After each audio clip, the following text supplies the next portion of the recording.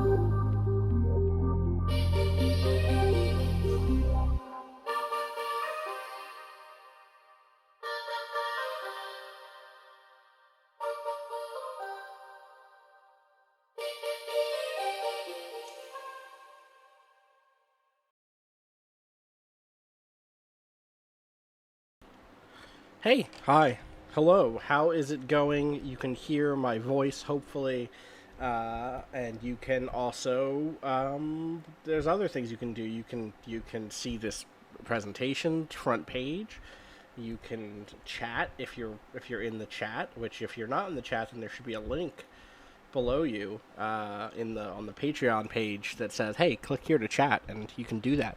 You can probably also hear a fan, and you'll probably hear some of me coughing, like I might be about to do. I'm trying to hold it off and you'll probably hear some horns, and that's because it is a sun inside of New York City today. It is 95 degrees, I want to say, today, or it's been 95 degrees, 98 degrees, somewhere in there. It's 94 as of right now, 94 degrees at 7 p.m., and that is too hot. That's too hot. It's illegal, but it's impossible to arrest the sun because of how far away it is. So it just keeps doing this. I don't know what to do about it. All cops are bastards, but also if the police could arrest the sun for this madness, that'd be... You know what, honestly, if you could arrest the people who put global warming in place, I mean, maybe that's the way to go. In any case, all of that is to say that I'm going to cough and that my windows are wide open, and so you'll hear the sounds of the city. Just, it's a nice backdrop, that's all, for what we're going to do today. So, what are we going to do today? Let's hop in. As always, drawing maps comes from this great Dungeon World phrase of draw maps, leave blank spaces, or leave blanks. So today, again, we will be doing some classic prep around a future episode, but we will be leaving some blank spaces there. The show is going to be real session prep, as always. It's going to, today, focus on Twilight Mirage. Hopefully we'll have some good talking. We already see a couple folks in chat, so that'll be a fun conversation, I'm sure. It is also going to deal a lot with asset creation and management. Today is probably going to have a lot of that stuff. NPCs, factions. Probably not factions today. We're really towards the end of Twilight Mirage, right? So probably not new factions showing up anymore. I know I can't be stopped, but here we are. But definitely some more mission stuff, more names, more obstacles, stuff like that. This show will not be unchecked or unannounced spoilers. This particular episode will have some spoilers in it, but again, we're going to be very, very clear about what those spoilers are going to be in a broad way, so you'll know whether or not you're up for watching this ahead of time. It will also not be permanent or unchangeable. Whatever I say here does not go. Whatever I say in an episode is what goes, and so it's always important to remember that the stuff that I say here, while it can be insightful if it doesn't come up, in terms of like suggesting where my head was at or some of what my priorities were, whatever shows up in an actual episode is the thing that shows up, and we shouldn't defer to something different inside of drawing maps as somehow being more canonical or being, more valid. That's the second time I've heard a weird voice. What's that? Oh, I know what's happening.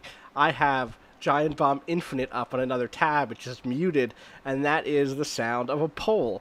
Should I vote for Endurance Run Persona 4 Part 5, Giant Bomb Holiday Nostalgia Fest 2011, Bombing in the AM with Scoops and the Wolf, 060614, or Giant Bomb presents the Dota 2 International 7 Esports Fantasy Dotacular, or Beast in the East Yakuza 0 Part 12.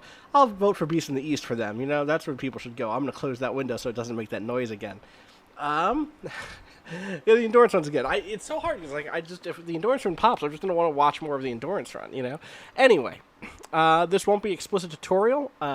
Still not gonna be like here's how to do it. Though I will say this particular episode will give maybe a little bit more insight into how I specifically do Scum and Villainy episode prep. In fact, here's what I'm gonna do: is I'm gonna go over on Twitter and I'm gonna retweet that Friends of the Table tweet. And note that, because maybe that'll get some more folks into the old chat here. Next mini arc of Twilight Mirage. If you've ever been curious about how I do prep, or how I prepare missions in Scum and Villainy / Blades, this would be a good one to watch. Spoilers ahead, though. All right, did that tweet. Love to do a tweet. It also won't be designed by committee. While I will come to y'all occasionally and be like, hey, how do military ships work? Or like, hey, what's a good name for a flower? Or, hey, how can I escape the brutal heat of this oppressive tyrant being called the sun? I won't necessarily be kind of putting things up to vote or looking for solutions all the time. And finally, it won't be complete. Between the time I record this and whenever we go record the episode, I'll have new ideas. I'll have spoken to Jack and Art here or there. Which let me show my hand a little bit about what this next episode is. And then, sometimes that stuff just in play changes completely. I'll throw stuff out in the middle of play, and so it can never really be complete until an episode airs. So, today's agenda. 1, I'm going to clear my throat. That's a good agenda. 2, 1, real talk, it's rest my voice a little bit, so there might be a little quieter talking today, maybe a little less just rambliness. Well, at least we'll see how that goes. But 1, for real, review my GM goals and principles like always, prep for the next mini arc, and to do that, I need to review character sheets and kind of see, like, okay, what's on the table? What are some cool abilities? What are some cool relationships? What are things like that we should be thinking about? 2, outline the big picture goals for the arc. This is thematic goals. This is shot, like, scenes or beats I'd like to see, stuff like that. And then C, build out the specifics using the kind of tool set that I always use with Scum and Villainy. And then 3, big picture 3, consider the next steps. We are headed in towards the end of Twilight Mirage. You catch me any hour of the day, and I will tell you there is a different structure for the next full set of arcs. Because I'm not 100% sure yet. So I want to prep this and then maybe think about what comes next a little bit and talk through that by myself or with y'all, like just kind of like run the numbers in my own head a little bit, if that makes sense. So, all right, let's jump into the goals and principles. GM goals. 1, convey the fictional world honestly. 2, bring the Twilight Mirage to life. 3, play to find out what happens. And 4, make everything cool, weird, and touchable. Obviously, some of these are really great in prep. Things like make everything cool, weird, and touchable. Like, this is where I can prepare that stuff instead of needing to be like, oh, what's a cool surface? That said, I will say that NEH, this next session is going to be very heavily about the upcoming mission where Grand Magnificent and Waltz Tango Cash go to rescue 1415 from the Restitution of All Things, which is the ship of our prophet, the flagship of our prophet, and the flagship of the Church of the Self, and kind of the new NEH armada or fleet in the system. And what I'll say is, I've done a lot of avoiding touchscreens this season. They are the people who will have things most like touchscreens. I still have ideas about how to modify that stuff, but I think this is my one get out of jail free card. Is like they are the ones who should feel like they have iPhones or PDAs, like maybe even more in the PDA vibe, like even more in the BlackBerry or the Palm Pilot sense, right? Like vaporwave touchscreens. I also have principles that are not goals. Principles are: be a fan of the PCs, always follow the fiction, make the world wondrous, make space mysterious. No touchscreens. Again, here's my one. I'm already thinking of ways to do different things than touchscreens that's still in line with them, but we'll get there. Address the characters, address the players, consider the risk, and hold on lightly. All right, so it is time to dig into the character sheets, and what that means is that I need to log into Roll20. I'm going to do that over here, where you can't see anything about my login info. There we go. Let's launch the miracle. And so, again, what this is really going to mean here is there's going to be some stuff that you could see on screen. I think, let me just move us to a tab so that you don't see anything too spoilery here. And I'm going to try my best to just stay on the character sheets of the 2 characters in question, Grand Magnificent and 1415.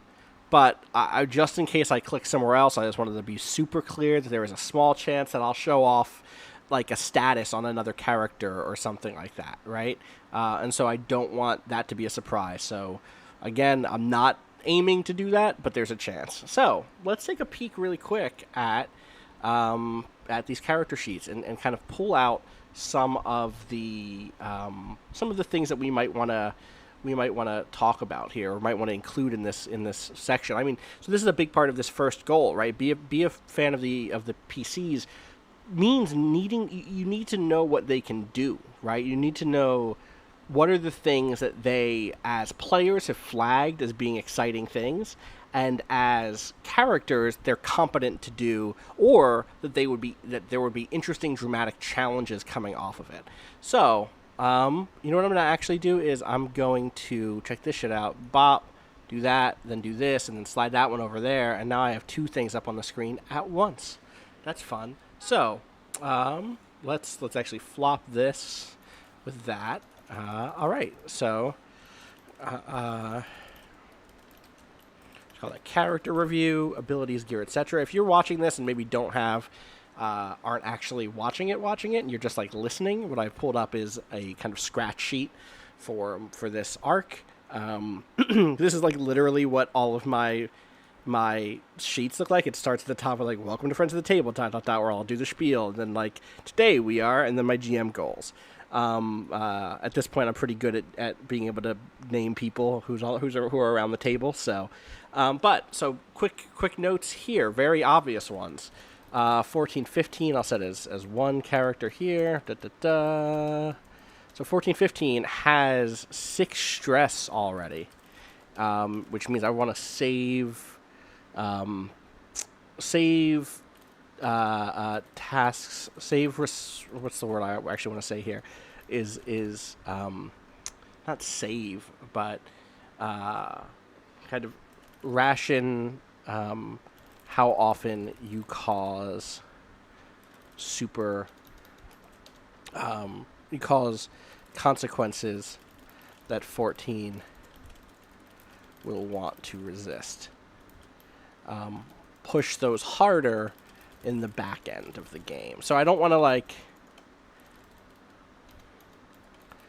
The last thing I want is to start this game and immediately have 14 resist something, and then be then they're out of the game for 30 minutes or 40 minutes as they get taken out of action, right? Obviously there are ways around that. There are ways to do some creative stuff there, but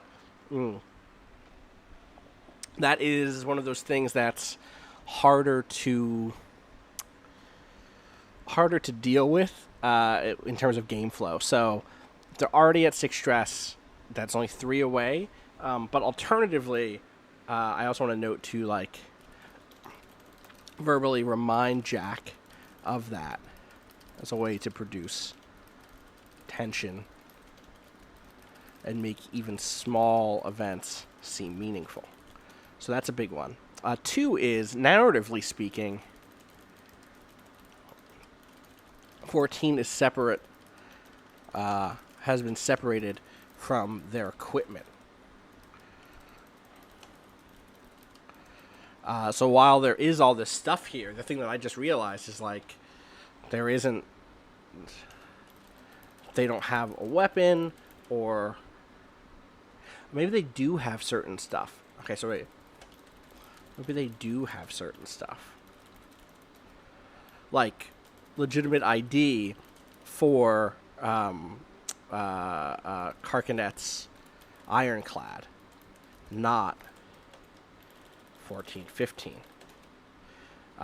Luxury item. All the items on the sheet aren't 14s. They're Karkanets.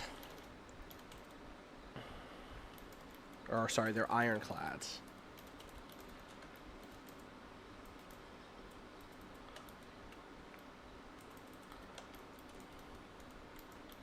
So, like, what does memento of a past encounter look like for Ironclad, etc. So I don't want to completely separate Jack from these tools, but they should have this touch that they're different, right? And they should be effective, but unfamiliar. So failed rolls can reflect that. All right. What else? Let's see. Air respectability won't come up. Player.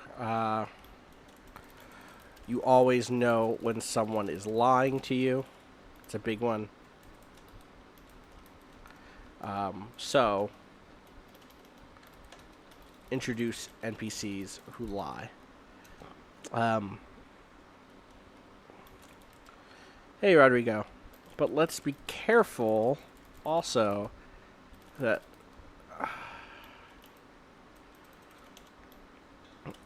so what I really want to do here is like complicate that by giving them good reasons to lie.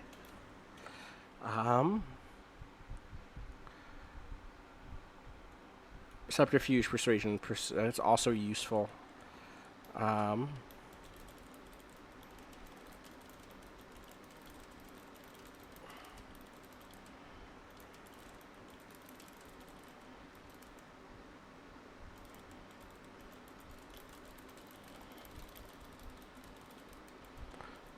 I'm just going to make a note here because that means that given their high stress already, I will...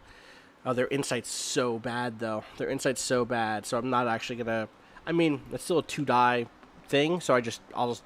That should just give me some wiggle room here. But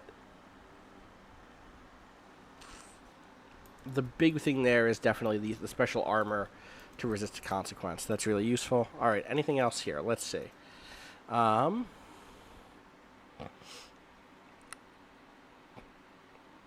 Consort is their highest thing.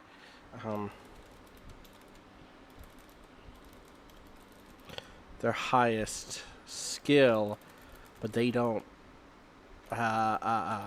So maybe encourage the broader use of consort. A la moving through one's culture, civilization, one's culture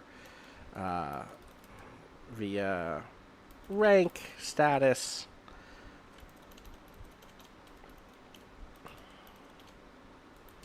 Let me read the actual write-up on this one more time. I do it every week, I know, but here we go. Looking at the book now. When you consort, you socialize with friends and contacts. You might gain access to resources, information, people, or places.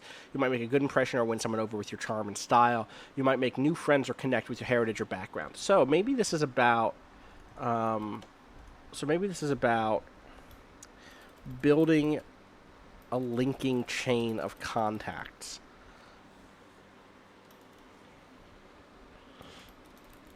The baker sends you to the farmer to the knight to the queen, right? Or the farmer to the tax collector to the knight to the queen. And so that means like maybe the obstacle I want here is something for 14-15 to be about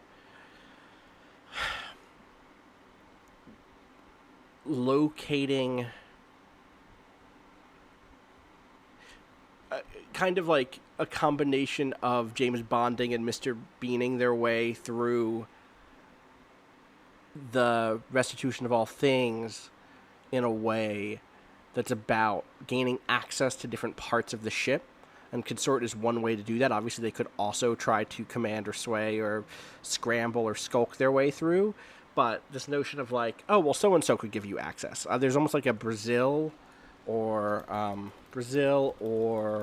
that scene from, what was that, Wachowski's Bee Queen Mila Kunis, Jupiter Ascending. Let me find that scene. Have y'all seen that scene? The bureaucracy scene from Jupiter Ascending. I'm going to let that ad run really quick and check on chat. This scene is great. I'm going to play it really quick and hope we don't get sued by, anyone else. This is a movie that I don't necessarily love, but that I think does some cool things. I did 3 tours in Abu Kesh, a battle that cost the lives of 2 and I think that soldiers, and I'd rather be back there than have to deal with these bureaucrats. Greetings, Your Majesty. I am Intergalactic Advocate Bob, here to assist you through the Ascension process. This sort of like, one, it's me and Jack, so we're gonna love space bureaucracy already, right? But This the is idea of, authentic like, recurrence how of does the 1415 Racial move suffering, through and we NEH have come to claim technocracy, given that they are already have the body of someone who has, like, a high rank in that community? God, I love how packed this is. I love that. I love that dude's face. Section 918. Next. You need a title survey. All of this stuff is great. All of the, like, Wilson Trusts. new person who needs new paperwork thing. God, I hadn't thought about this ship in relation to the NEH now, but now, or until now, but boy.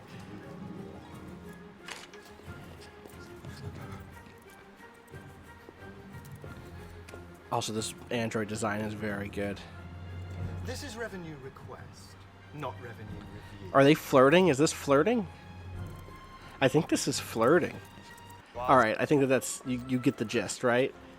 Alright, so I'm going to write very important words down here, which is space bureaucracy. It's actually space technocracy, but with automated police force just on the margins. I basically want, and I'll hit this in a second too. In fact, I'll just jump down here, is a feeling of the restitution of all things as both a locus of military might and civilian life. The former just barely contained by a permeable boundary of the latter. So, there we go. Excuse me again for coughing in ears. What else is going on over here? Is there anything else here? Red Equity Janus. So we know Kentucky's Corona is not going to be around, right? Kentucky's Corona... no, Kentucky's Corona I can... Thanks, Outside Horn. I can kind of try to wing in here, but not really. But Red Equity I could definitely have... could be called on if 14 can find a way to communicate with them. Red Equity's legal expertise could help 14 get past certain obstacles. So that's another way that they could advance certain clocks for certain obstacles, right? Is if they could get in touch with Red Equity Janus, they could give them like loopholes to get around certain necessary form things or blah blah blah. You know what I like here is I like the idea of as a newly woken person / synthetic being. Actually, here's what I'll do is I'm actually going to slide this up a bunch because this should be pretty clear or pretty important. Carcanet's Ironclad is a relatively new type of person in the NEH in two important ways. They are synthetic, but also considered a person, which is very new. And they were brought to life through the Castle Rose apparatus. Or device. I think it's device. So, how does this complicate things?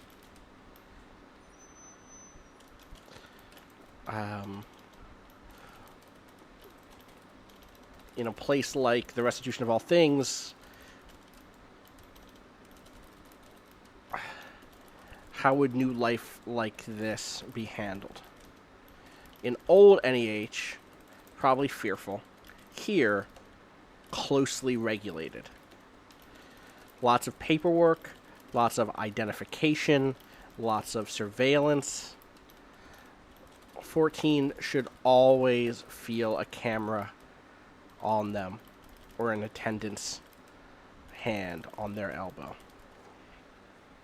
So that's super big, and I think that's probably big enough to, here's the other thing, is separate our profits NEH from past NEH, ideologically, materially. Clear overlaps, but important distinctions. She has been a successful reformer, but her reform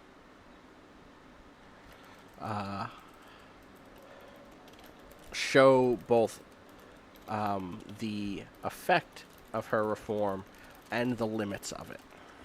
That's another big picture goal for me. I should note at this point I'm bouncing between those two. I have a different page here where I'm like, hey, big picture arc goals, but you know, I'm gonna have to bounce back between the two of them. All right, anything else here? Beliefs. Let's get beliefs down. Very important stuff. Okay,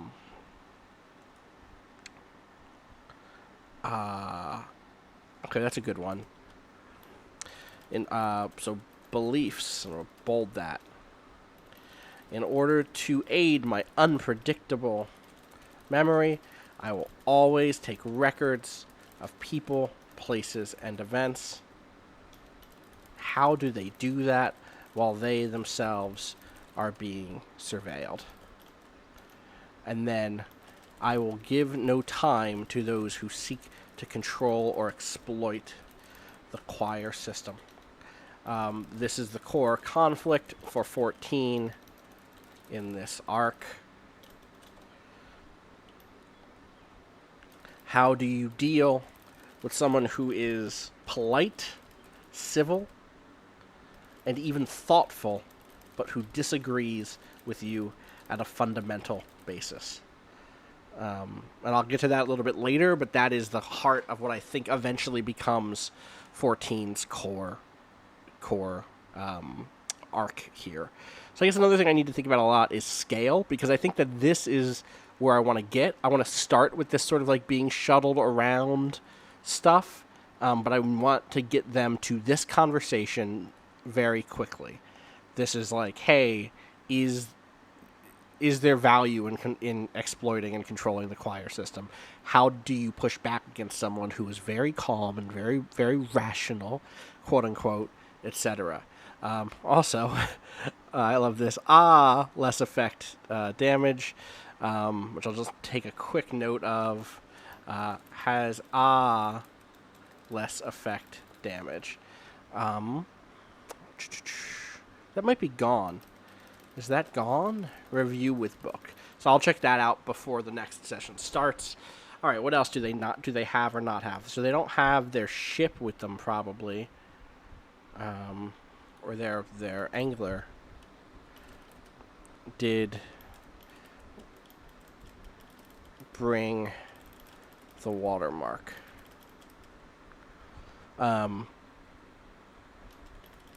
If so,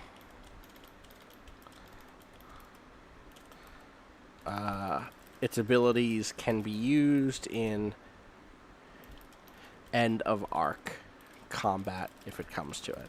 Small note, because I don't think that that's necessarily going to come up that much here. All right, so slide that over to there, bop that over. So there's my notes on 14. Let's talk about Grand Magnificent. All right, first and Grand Gig Magnificent. God damn it.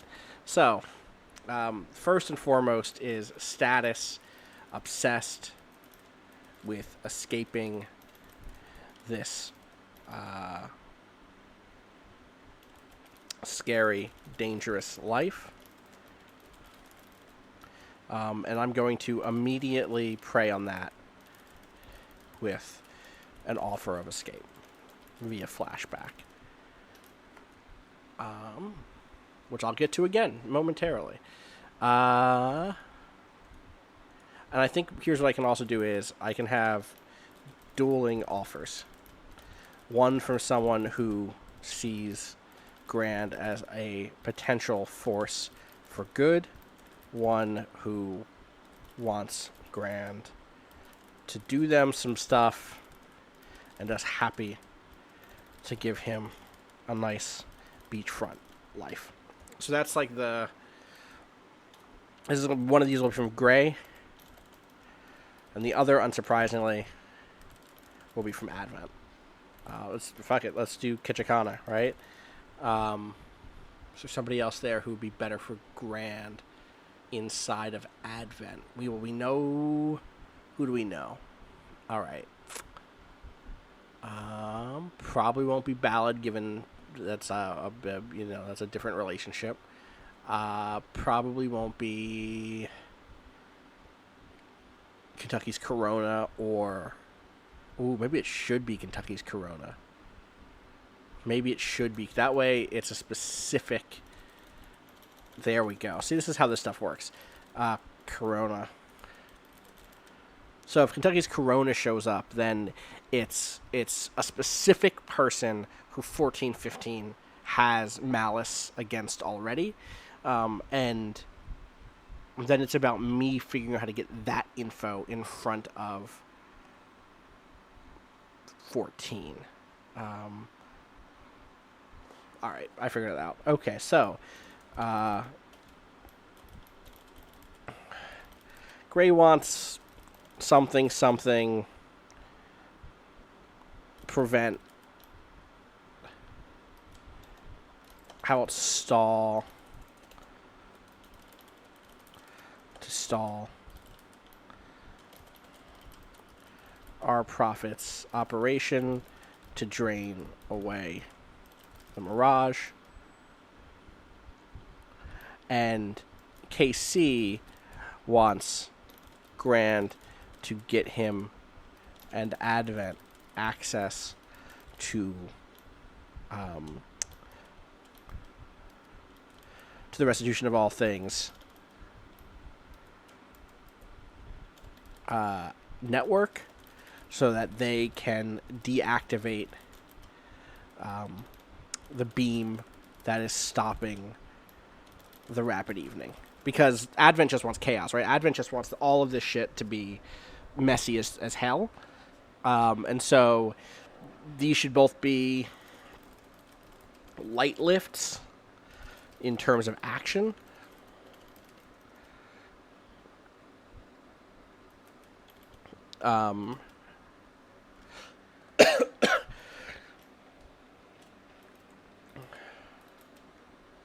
What's the dude's name in Willy Wonka?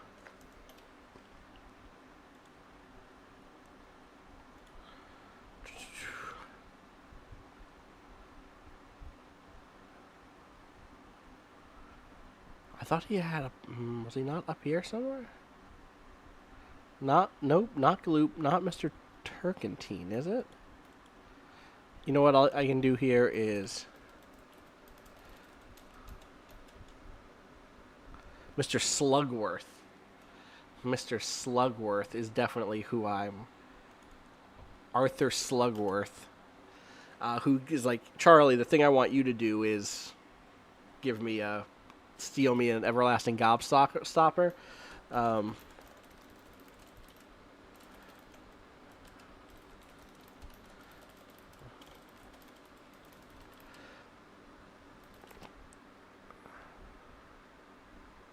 Go get more coffee, Wilfer. I'll be here for a bit. So, see, I think like it's a very simple offer. It's straightforward. It's to the point, and honest, deeply.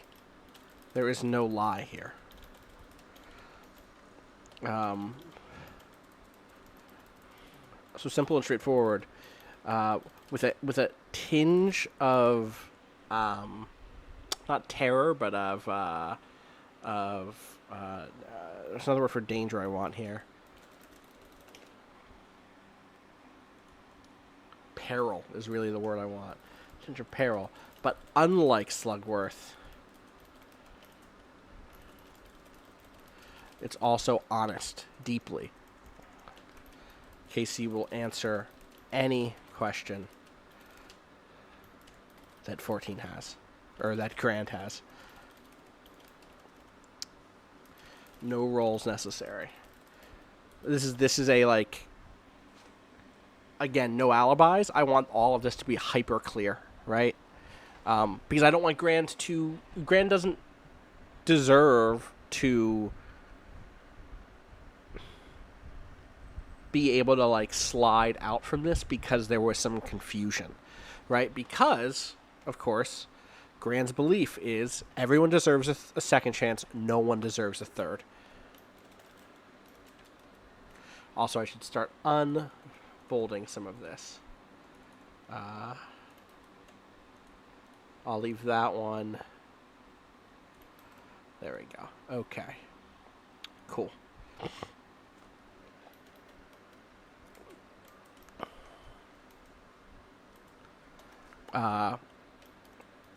Harken back to this a lot.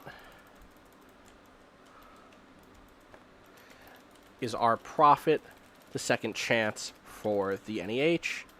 Are the people here trying to have their second chance in general? How many chances has 14 had? Has 14 have 14 and Waltz Tango Cash had? Way more than 2.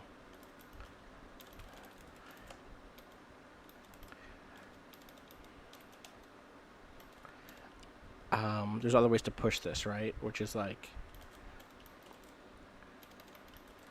have someone push on Grand as a much larger failure than he thinks he is,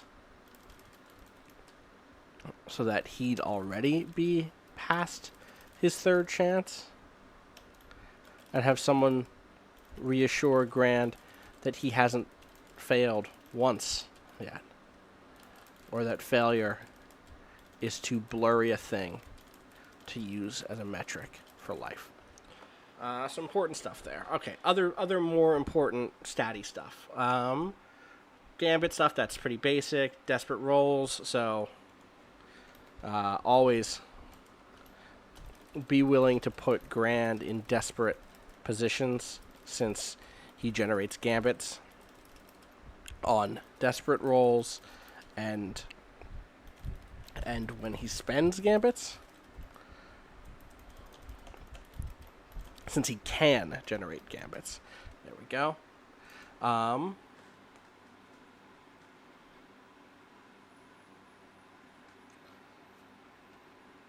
You know what? I know a guy is actually going to fire.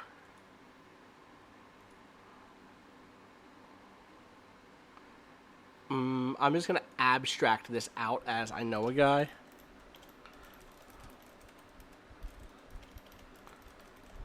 There we go.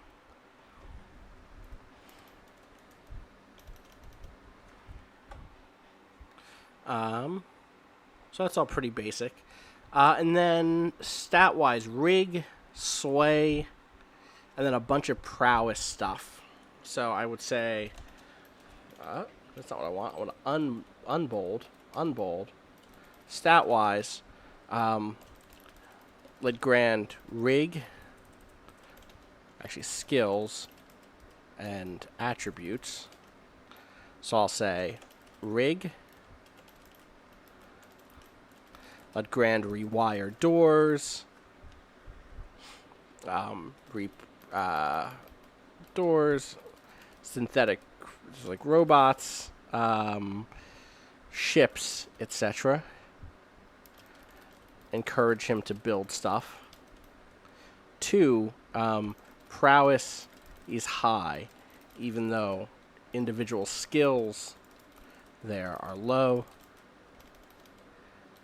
Toss him prowess-based resist rolls, or consequences. Have some consequences he could resist with prowess. A lot of trying to make people feel cool is like, where would the stats go? And then sway is high-ish. Let him fast talk.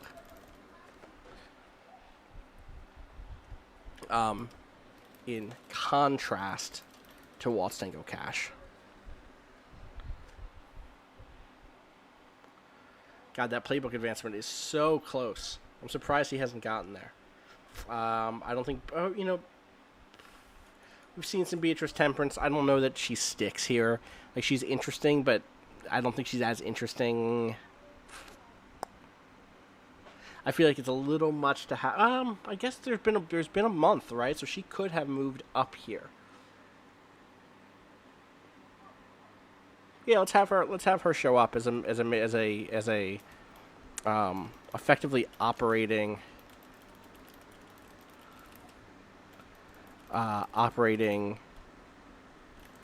or is like in charge of cargo security here. In charge of cargo security here, and more widely has been the person integrating old NEH and new NEH logistical security. So she's someone who's chased, Grand around since he became a scoundrel. And so she should be someone who pops up as sort of like Grand's inspector. What is it? Is it Ishikawa? What's Lupin inspector? Oh, Zenigata. For some reason, I was confusing Zenigata and not Goemon, Jigen, and so I was like, "Wait, isn't that one?" But no, there we go. All right, so those are good, important, big picture things here, with that stuff, and then yeah. So the obsessed thing is already right away. Maybe I'll also tempt that with short-term gain from stealing stuff from the ship. That's also fun. And the rest of the stuff is like guns. You know what? There's last thing here is has mystic ammo gun. Give opportunity to fire and cost to fire. Give opportunity and cost to fire. It separates him in a big way. So we should lean into that. All right, so that's my review of that stuff. Let me just peek at The World Without End really quick. Again, this is where if I hit character sheet, you might see damage or other stuff. So maybe look away if that's the thing you're worried about. But here we go. Oh, right, there is potency when trailing a target. And I'm actually going to put this just here, which is light touch for both of them. Because if they're trying to find a target or something, like in one hand, Grand is always doing this, right? Grand, who's going to try to find 1415, will be trailing a target when gathering info at a target's previous location. So that's perfect. And then Grand also will have loaded for bear. If wearing armor. But 14 won't have it, right? 14 will not have their distinct armor.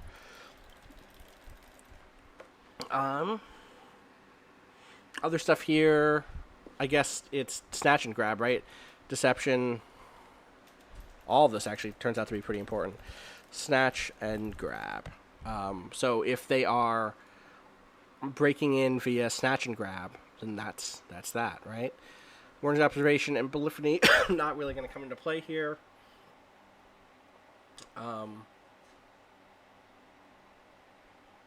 They were already leveled once, and they're close to getting a second playbook advancement here, so that's good, right?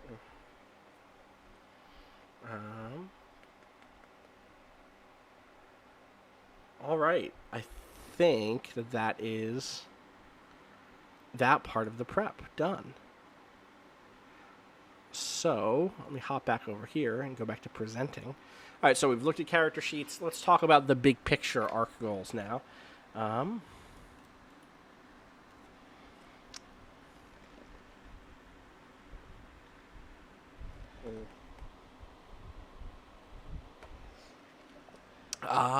Sorry, taking a sip of this latte. Yeah, the Roll20 sheets are solid. There's some stuff that I would The thing that's great about them is how editable they are. Like, you'll see we've just made this say status, right? Like, this used to say trauma, but it says status for us on all of our sheets. Stuff like that is great. They're pretty good. They're pretty useful. It's, like, good to be able to just hit insight and then figure out bonus die, or, like, well, let me cancel this roll, or hit rig, and same thing, right? All this stuff has been really cool. So, let's talk about my big picture goals here. So, I have a few things. I'm going to blow this up really quick. Boop. All right, so as I already wrote down, I want there to be a feeling that the restitution of all things is a locus of military might and civilian life, the former just barely contained by a permeable boundary of the latter. And that goes in with another thing that I'd written down somewhere here, which is that, you know, there are real people here. There are not just robots, and there are not just there are not just armed guards who are, you know, the sort of enemies that sometimes slip past you in a game, and you go like, oh, these aren't real people, it's okay to shoot them.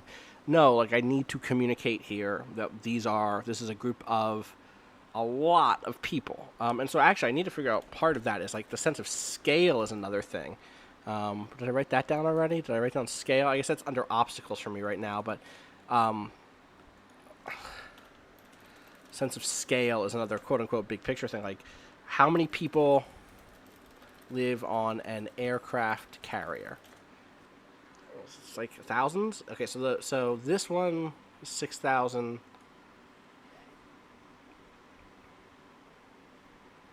So the Nimitz class seems to be the biggest one. So if that's 6,000, that's tiny compared to what this is, right? This should feel like a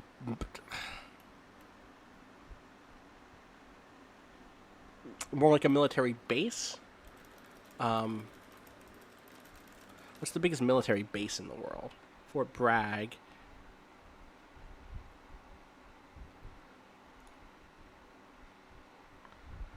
Because I want base to reflect not just... scroll on down. Here we go. Thanks, America.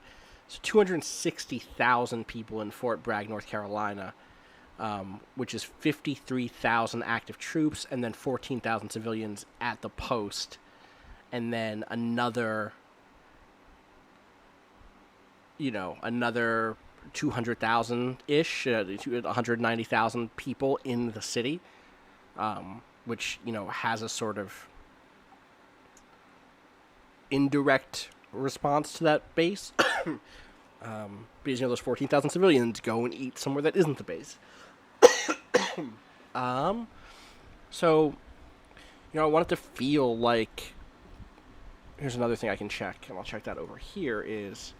What were my numbers for...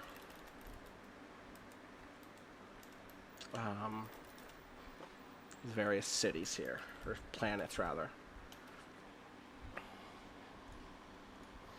Oh, you know what I can do, too, is this is like the biggest ship in a fleet, right? So, alright, so right now, Moonlock has 2 million people on it. That's the smallest of the populations on any of the planets. So I think I want there to be, like, 500k population on the Restitution of All Things alone. Another 5 mil throughout other ships in the fleet.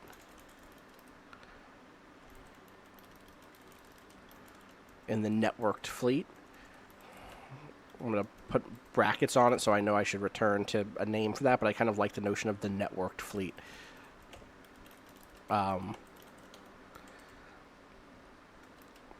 Which puts it at scale with Brighton or Thyrsis, less than Crown, way less than Seneschal or Skane, or even Gift 3. It would be half the size of Gift 3. But this is, in some senses, think of this as the NEH's version of the Divine Fleet. Scores of ships. Think Legend of the Galactic Heroes. There we go. All right. So, sense of scale.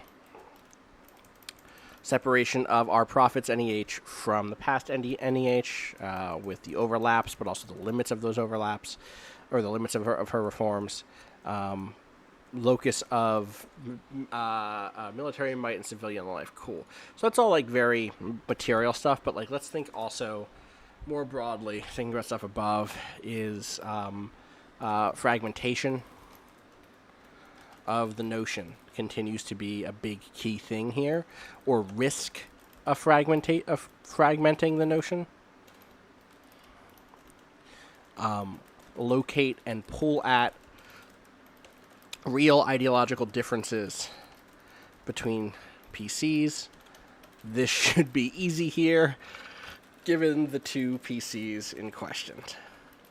And I should position Waltz as a catalyst for conflict between 14 and Grand. Waltz is mercenary,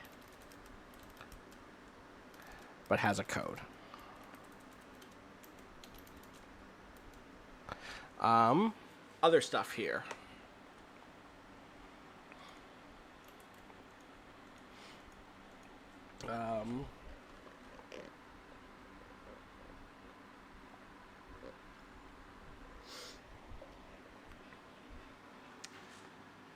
Let me just sit in this fan for a second, collect my thoughts.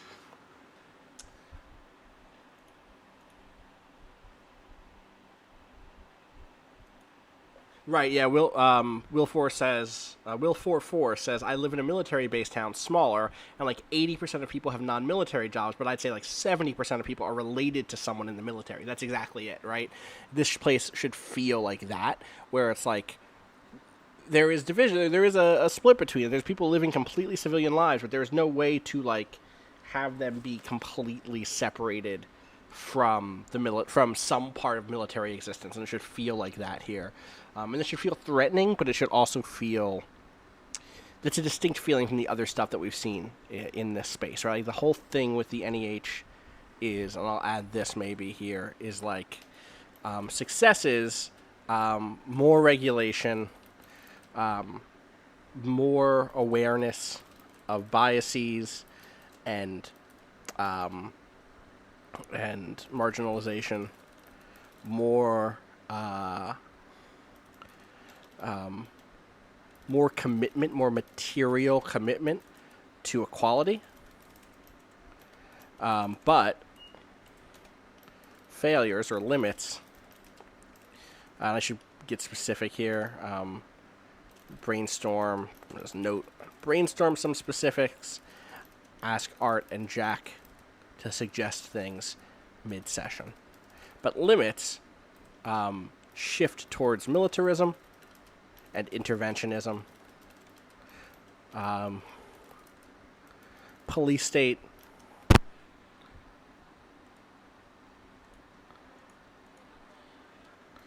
and then like specifically the sort of like hawkish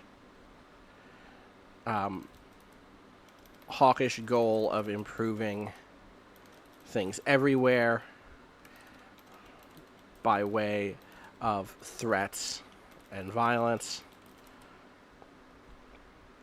And then like deep faith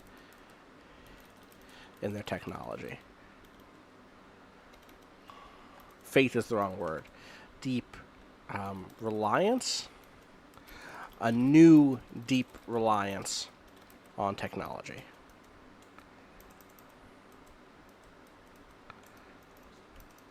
And then overlap,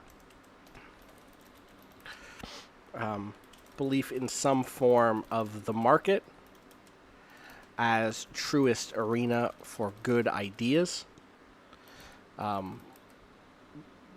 belief in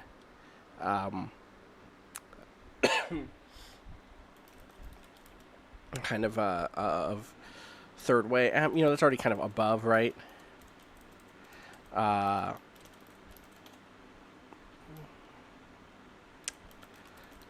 Not expansion. What's the other big? I had another big overlap here that I just lost.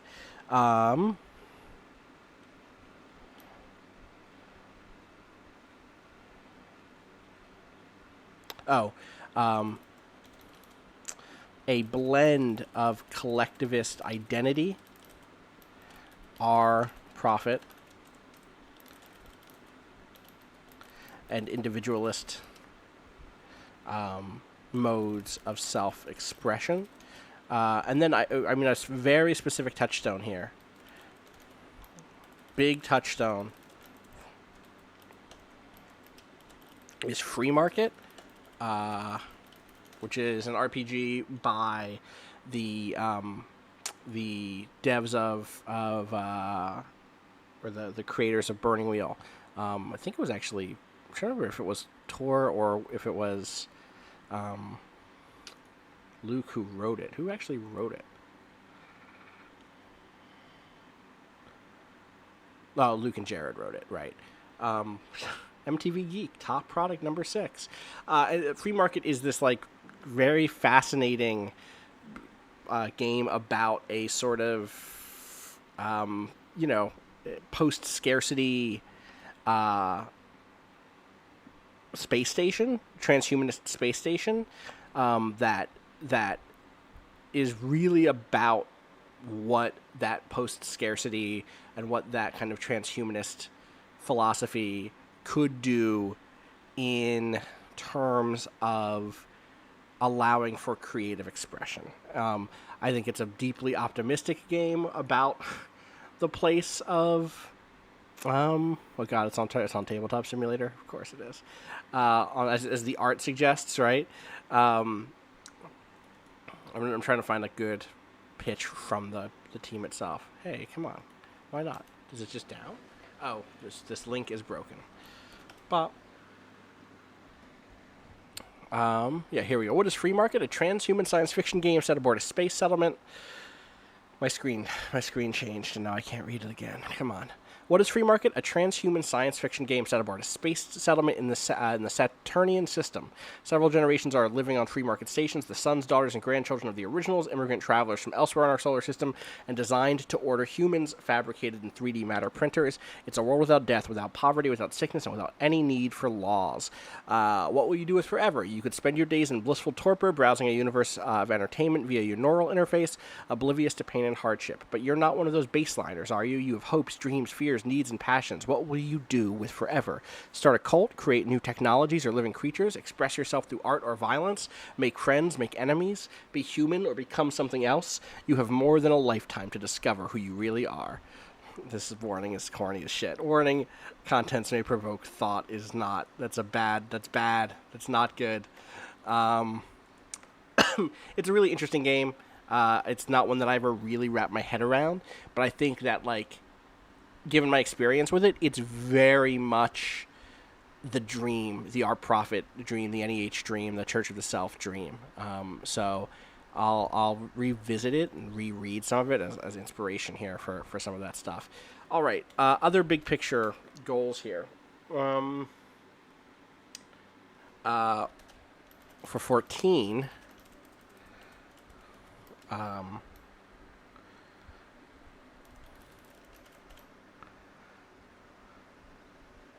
conversations. So, like, what is justice?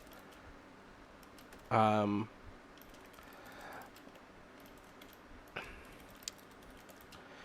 some initial, like, scum and villainy adventure-y.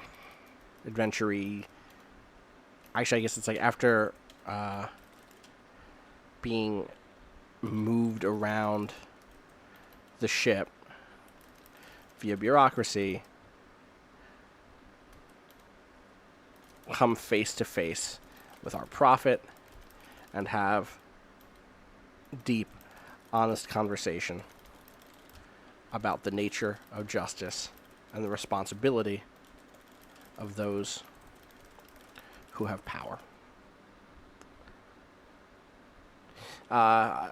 Full stop, our prophet is going to try to convince 1415 that her plan is correct, even though it is costly. And then we'll be letting them go on their way, as best as they can be. For Grand, as above in character review, how did I phrase it up there?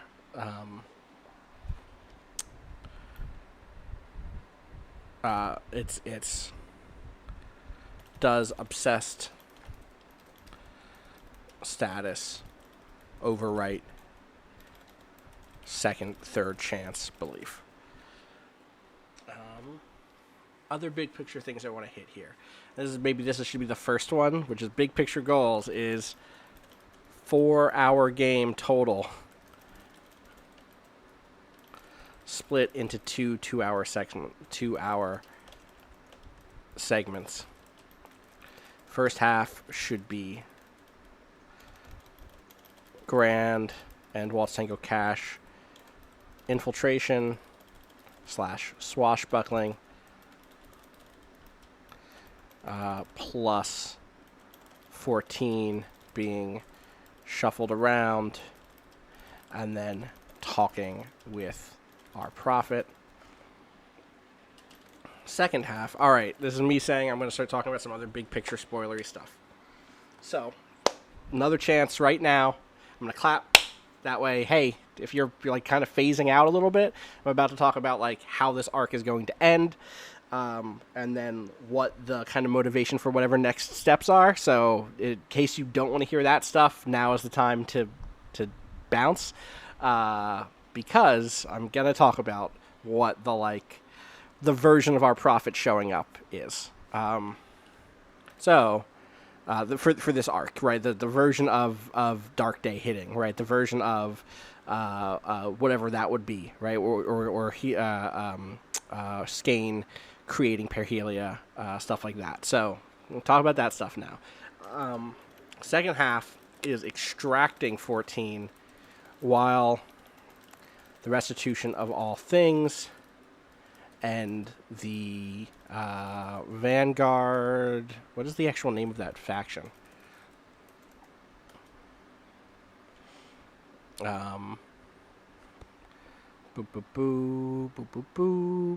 Soul's Vanguard.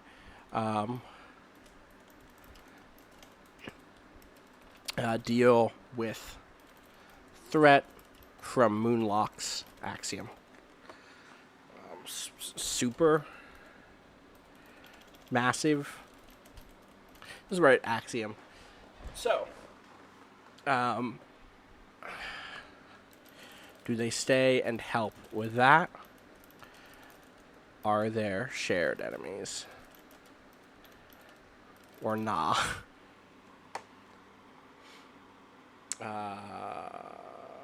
Another note. Here's another note, actually, is they don't have the world without end.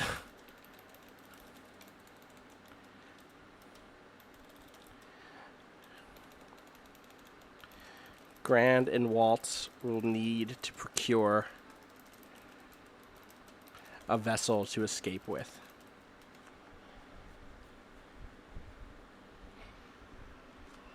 All right.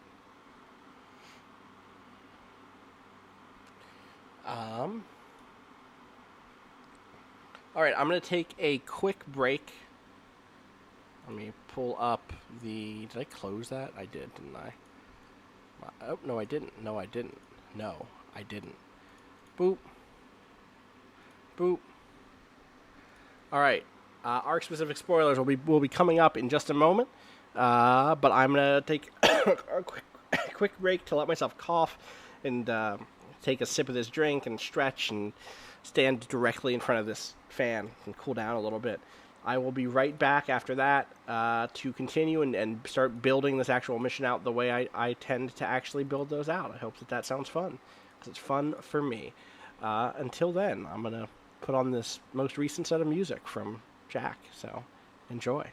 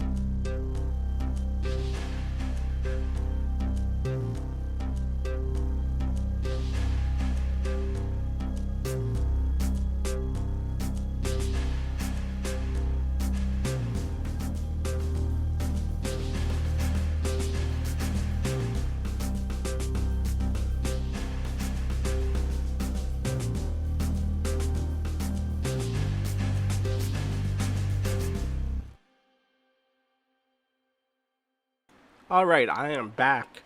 Had to let that one play out because it was so goddamn good. How's it going? It's time to move on to the next step here. So let's drop that and slide back real quick. Showed that stuff off before already.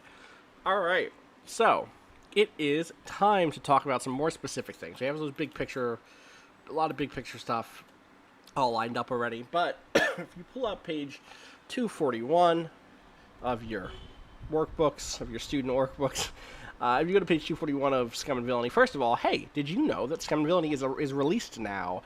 Pre-orders are available for the physical copies. They'll ship around Gen Con.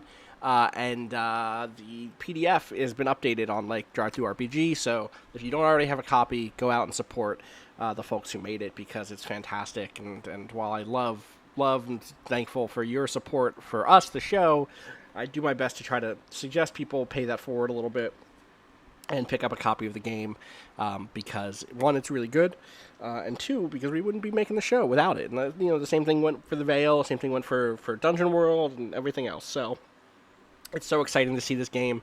I think about like the Sprawl was the same thing. Like we were playing a playtest version of the Sprawl for months, and I was so happy to do it. And it was so cool to see that game come out and get a lot of love. P.S. I miss the Sprawl a lot. Thinking of ways to revisit the Sprawl in the kind of mid future, not near future, but don't be surprised if we sneak in like a Bluff City Sprawl game, because I'm starting to figure out what that looks like. In any case. On page 241 of the Scum and Villainy book, there is it kind of breaks down your job really clearly. Your job as the GM is to provide opportunities but still follow the player's lead. Providing opportunities is easy. This is a setting designed with daring space adventurers in mind. Step in, describe an opportunity when the PCs look for one, rolling or picking from the jobs table as you please, adding your unique ideas about the sector and its factions, guided by your goals and principles. And it goes on, and then it explains that an opportunity is broken down. What is an opportunity? Is this an opportunity? An opportunity is a target, a location, a hidden location, a situation, an obvious vector for a plan, and then if you can do legwork, it can also be connected factions with what they need or what they want, a not so obvious vector for a plan, interesting secrets. I always kind of set this up. The target doesn't need to be, none of this needs to be too long. All this stuff just needs to be pretty short, pretty simple. And so let's kick it off with some real basic stuff. The target is rescuing, is 1415. The location is the Restitution of All Things, a massive supercarrier that is the flagship of our prophet's fleet. Networked synonym. That's how brains work sometimes. You're like, I really want something that's lattice is a good one. The latticed fleet is pretty good. The I guess it's a little close to like the chain, but I think that's kind of nice in some ways. The nexus.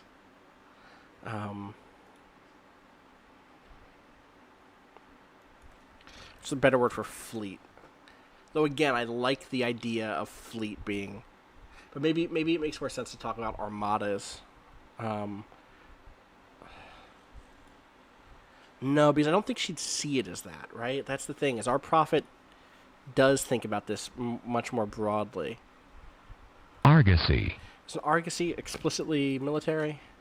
That's not how I meant to spell that.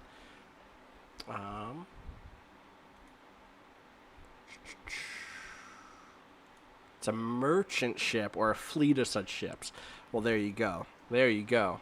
Argosy, huh? Interesting.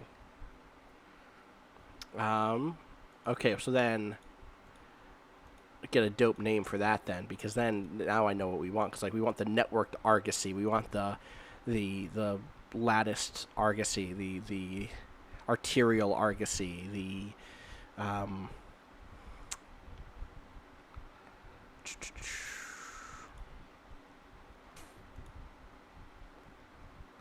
the affiliated argosy.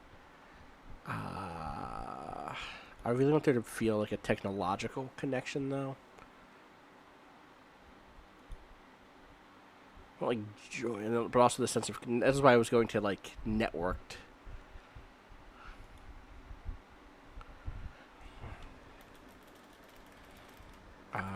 Early internet terms.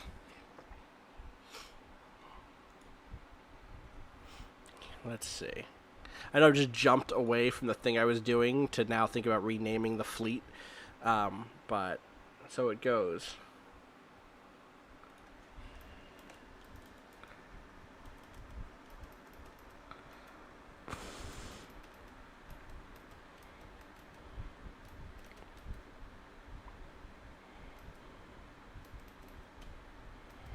Firewall host.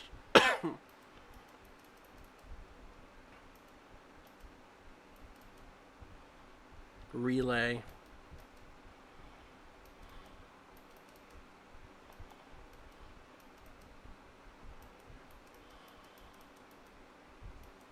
Node. Presence.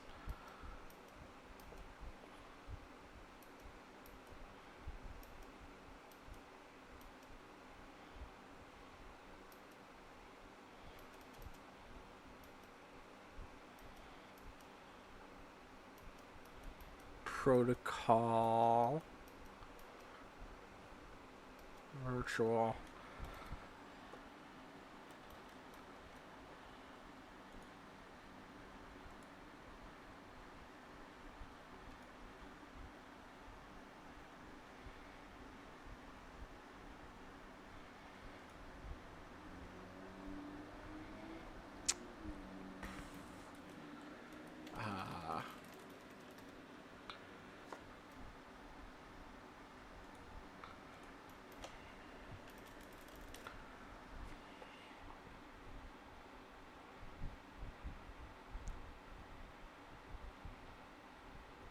It's just Prophet's Argosy.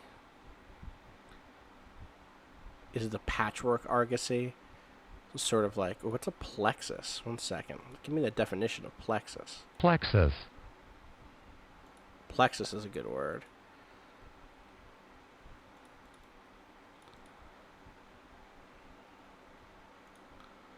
Could invent a word. What is Reti. what is a reti? Huh.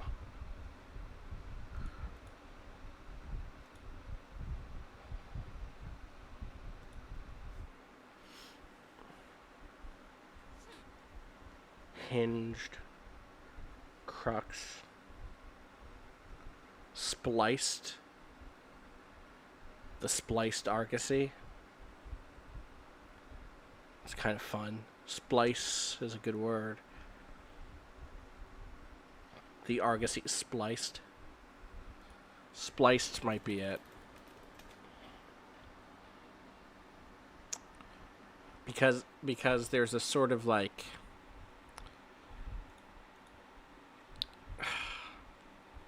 I want to make sure I'm not wrong about this. Let me see. Yeah, so the thing I like about splicing is that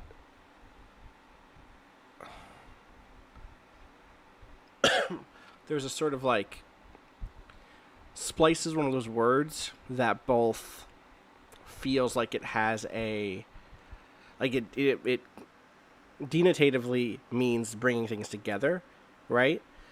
But splicing also seems like a sort of like it's not a connotation, but there is something aesthetically about it that suggests or that reminds you of the separation, right?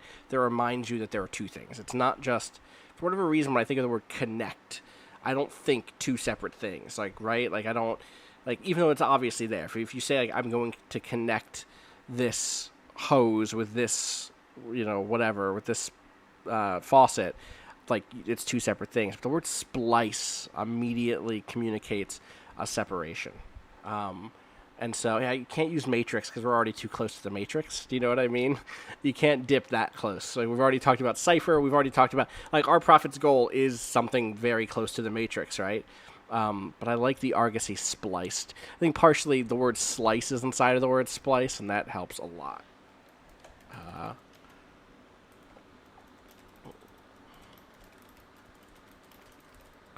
I am also doing a lot of the blank comma blank in this season, and that's like an aesthetic touchstone. I will say maybe there is something distinct here, right? Which is our profit. This does not have the traditional NEH naming scheme.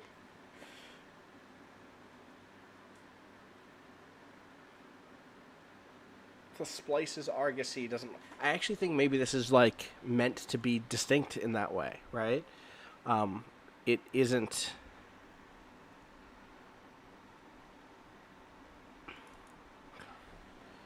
It is this distinct thing, right? It is a new type of fleet that isn't made up of, that we aren't part of, but that we make it up. We being the members of the fleet.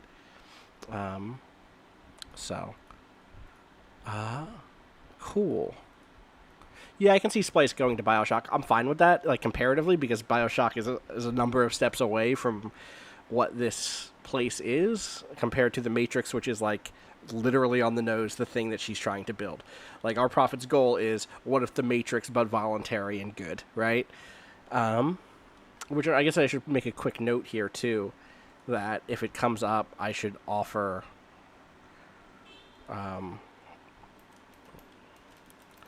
third option for Grand to join our Prophet.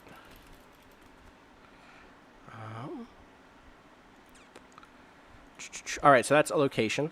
So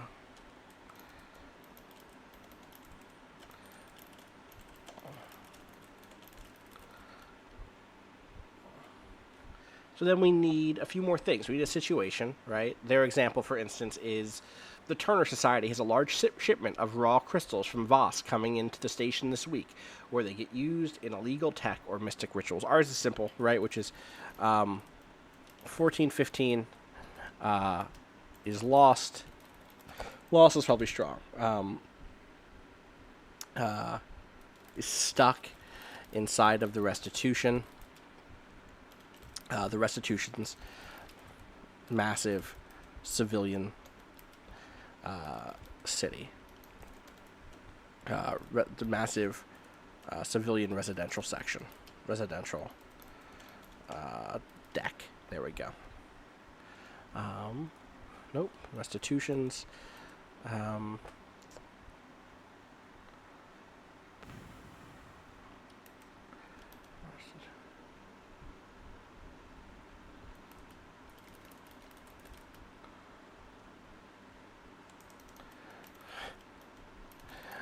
All things restitution. See, it still works, right?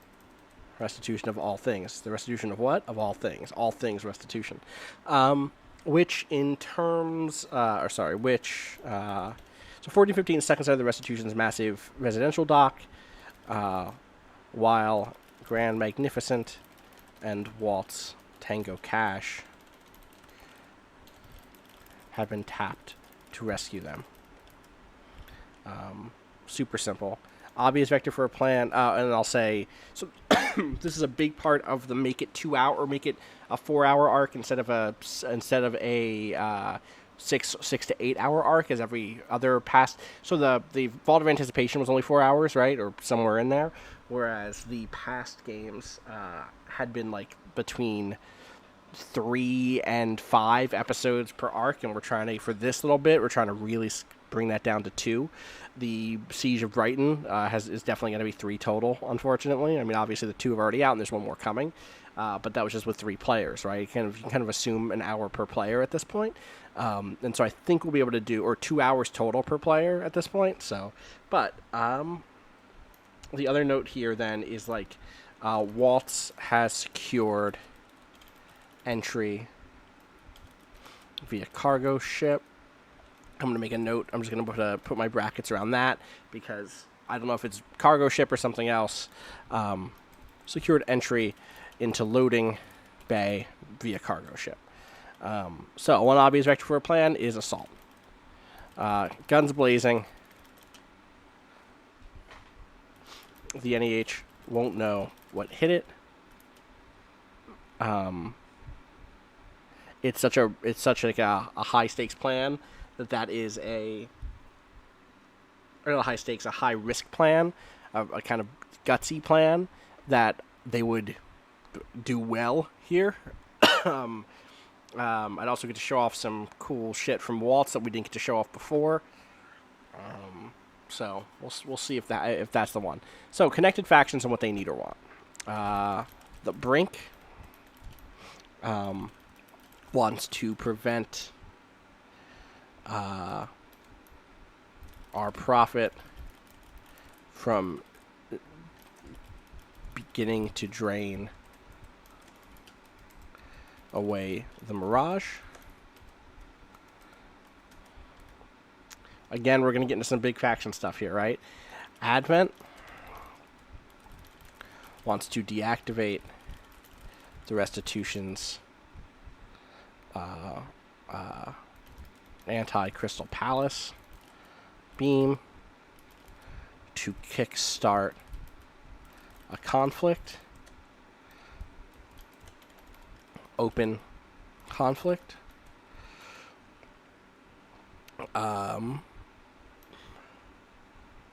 Other major... so, our Prophet wants to convince the party to join her side. Slash wants to begin to build. Okay, so you know what? Maybe what it is this word here is spliced. Is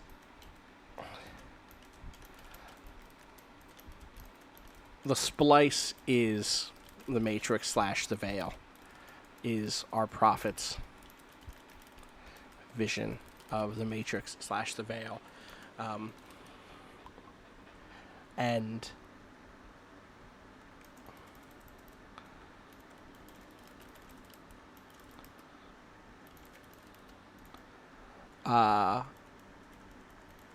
it's applied like an adjective to ships and places that have come under splice into splice.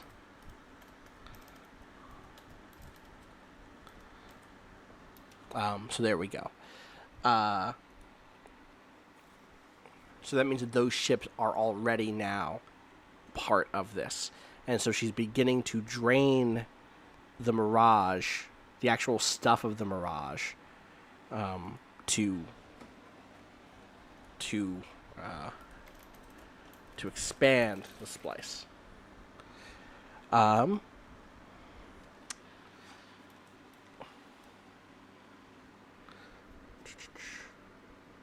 Rodrigo says, what if he accepts one of the offers? And he accepts one of the offers. Like, I expect him to accept multiple offers here.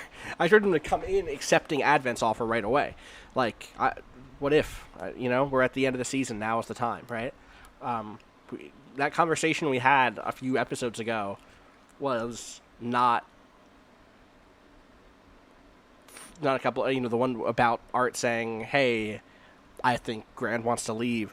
That wasn't for show. Like, Art believes Grand wants to leave. We're going to play that out, I'll keep a camera on Grand for as long as it makes sense to keep a camera on Grand. The version of the finale I pitched a few months ago, or a month ago, maybe a little bit longer than that, which has to do with going back to Firebrands, almost demands that, Grand take another option. And I'll talk momentarily. I mean, I'll do it right now, but the other faction that's connected to this is Volition, who wants to launch the Axiom hidden on Moonlock. Ideally, out of the system if our Prophet is able to begin to drain away the Mirage. So, if I should make a note of this up here. Beliefs. Where's my goals? Here we go.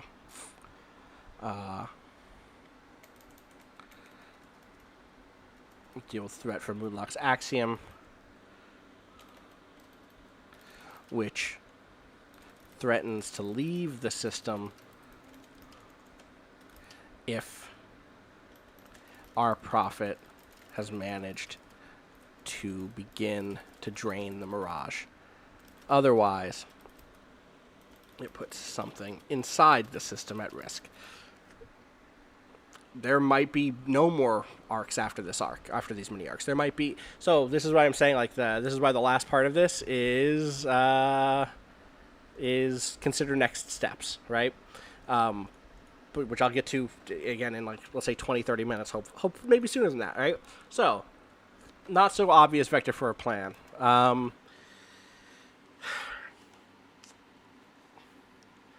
Via flashback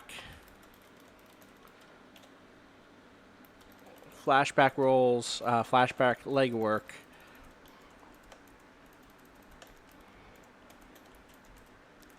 Could get in via social or deception.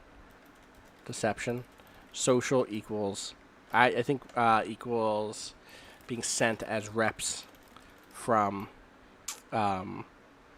Seneschal's Brace, but will mean increased surveillance. Deception equals either sneaking in or coming in via disguise. Ask them to figure that out. And there aren't that many interesting secrets at this point. I mean, like, interesting secrets is just like everything else on this page, right? There aren't many more machinations happening behind closed doors here, right? It's about faction relationships, so I'll like outline faction relationships as truthfully as possible, if investigated at all. Other important secrets. I guess, like, our prophet is Declan's correctives, like, great grandniece or something.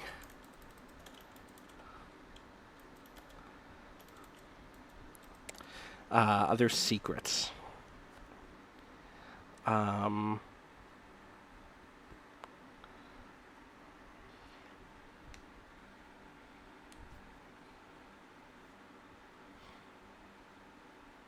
It's a small one, but, like, the splice works.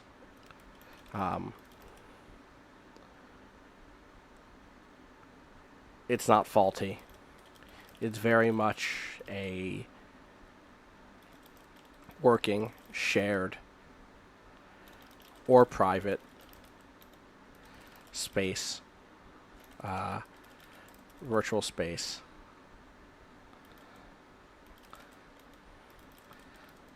I'll let you live the best version of your life. Trying to think of other secrets to discover here. I guess there is some division among NEH, with some folks siding closer to traditional leadership, to the old military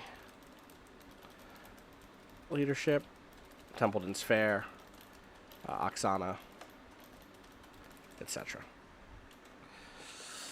If there's anything else, I don't think so. I think that's kind of it. If I think of anything else, I'll add it to this list. All right, so situation. Or target 1415. Location: Restitution of All Things is a massive supercarrier that is the flagship of the fleet called the Argosy Spliced. The Splice is our prophet's vision of the Veil or the Matrix, and it is applied to an adjective to ships and places that have come, quote, into Splice. Situation is 1415 is stuck inside of the Restitution's massive residential deck, while Grand Magnificent and Waltz Tango Cash have been tapped to rescue them. Waltz has secured entry into a loading bay via a cargo ship. Maybe we change this based on changes based on plan. One obvious vector is assault, so that's not even via a ship.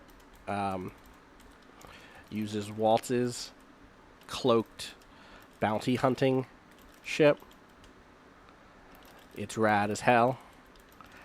I'll come up with a name for it. We have all those connected factions. We have that not so obvious vector. Let me just peek if there's like another cool vector here. We really only need to prep one more because most of the time players come up with their own really cool roles for busting into places. Progress clocks, actions, boop boop beep. I thought that was up here somewhere. Where is? Oh, engagement roll. There we go. Don't really think they have a mystic or a. I guess that's actually. Sorry, that's the difference. That is actually social, infiltration, or deception. Infiltration, sneaking in, deception equals coming in via disguise. Asked them to figure that out, but I'm going to give a lot of leeway in flashbacks because it's this 4-hour block, right? Like, normally we would play out the legwork of them figuring that stuff out, but because we want this to be a 2-episode run, just gonna not deal with that. All right, so here's some more specific stuff that I try to do when I come up with this stuff. I want key locations. So what we have right now is we know that there is like a cargo bay, which is a civilian / commercial cargo bay. Let's actually just say commercial cargo bay. Lots of automation. Lots of automation. God, did we already tap this? Did I just do this? Where was it? So we were talking about that really cool level from Titanfall 2 with a house that builds itself, or the level that builds a house as you play through it. Was I playing something else? Was I watching something else? Was I watching like a giant bomb quick look? It was like, oh wow, this reminds me of that. I don't remember. In any case, I do think it's like that. I think it's like lots of automation.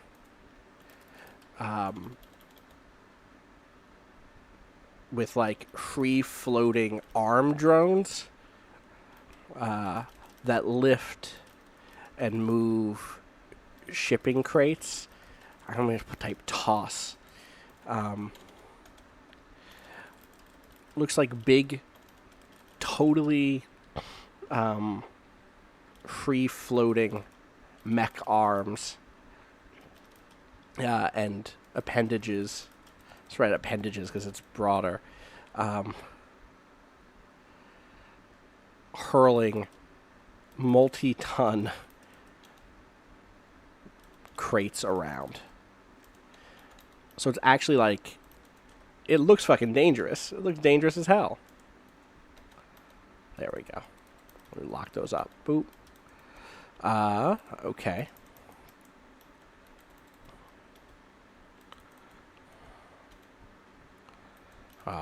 Boop. What else do we have? We need residential deck, which has multiple parts. It has like offices.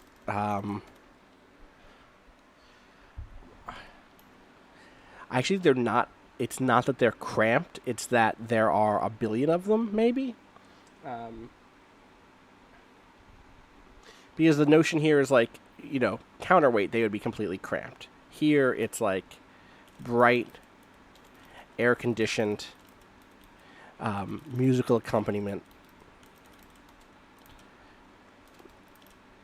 cheery. That's not how you spell cheery. No, that's not how you spell. I think it is how you spell cheery. Is that not how you spell cheery? That's how you spell cheery. Robotic receptionists. I guess they're more than that. They're like civil servants. I'll put 2 cheery. who are very interested in sharing details about the process. Well, first you fill out Form 107A. You know.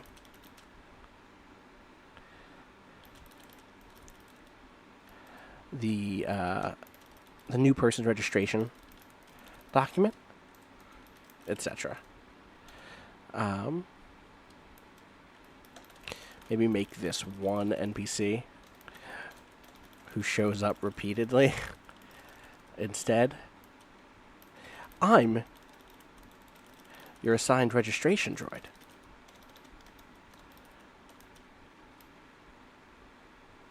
I almost wrote Alpha Protocol, which is a terrible name, which is just, that's a...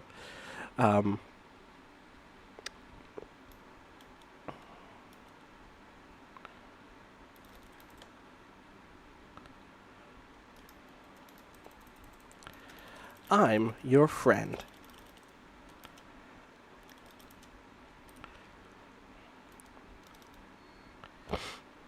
Your specially assigned registration droid. Registration isn't really what I want. I want, like... I want, like, office logistics.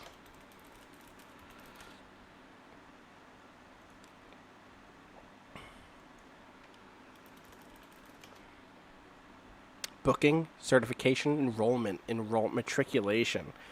Boy, matriculation might be right. Even though it tends to have, like, a collegiate thing. But I think it's, like, life matriculation droid. Alright, so there's some offices in the residential deck. What else do we have? We need, like, hallways. Incredibly long with people mover with futuristic light-based people movers.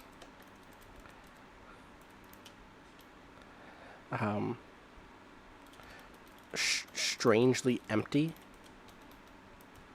I think in general,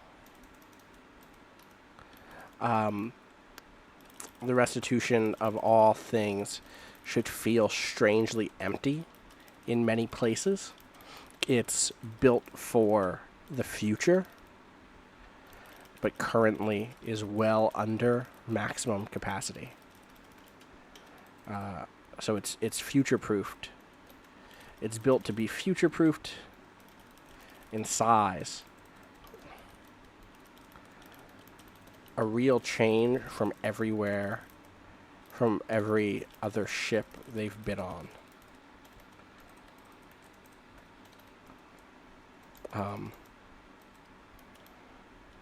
But in every hall, there is a door. And behind that door are automated drones. Alright, cool. So, more stuff. Hallways, strangely empty, did that. Temporary housing. 14 is assigned a home. Have them describe it. Trying to think of other important things. Military spaces are the opposite of residential. So actually, military deck. Just very quickly. Opposite of residential. Tightly packed. Efficiently laid out. No wasted space.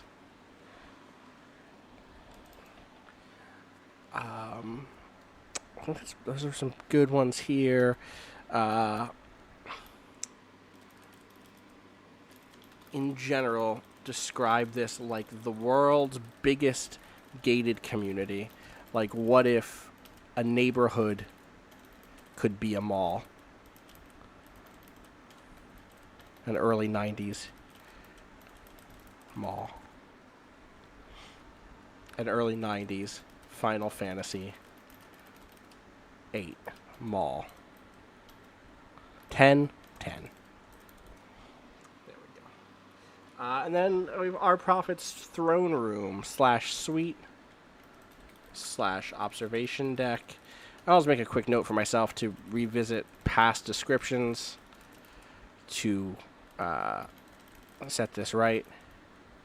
But it should feel in Splice the second you walk in. Disorienting because there is no liminal space.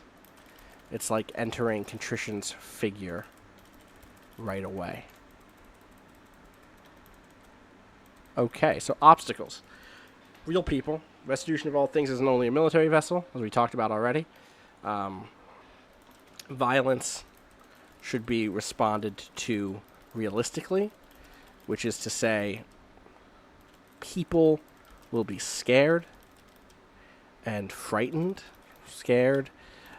their days ruined, and their fear should be framed as reasonable.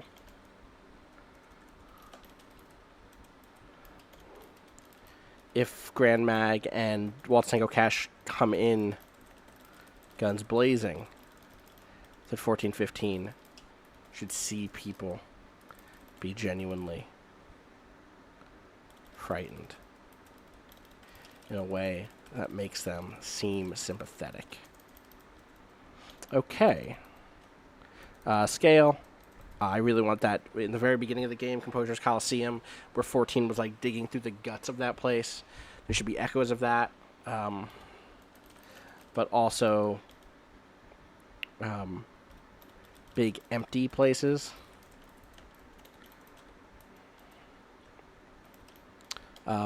Emptiness should swing between feeling comforting in offices where you're well attended to, and alienating when you feel very alone and vulnerable. Other obstacles. I guess this is like updated torch units. I'm going to add this John Wick and Star Wars A New Hope thing up here to big picture ideas. Very, very important. Very, very important stuff. Which is, I want there to be, if they go in guns blazing, there should feel like a blend of the John Wick, lots of opportunities for Grand and Waltz to be cool as shit, but also Star Wars A New Hope's Death Star sequence. Enemies are endless. There is no outlasting them. There is only moving past them and through them. Updates to torch units. So I think like one of the big ideas I want here is these like robot cops who have been designed explicitly, who've been trying, as best as our prophets people think they could, machines that can avoid human biases, which is a much bigger long-term thing, right?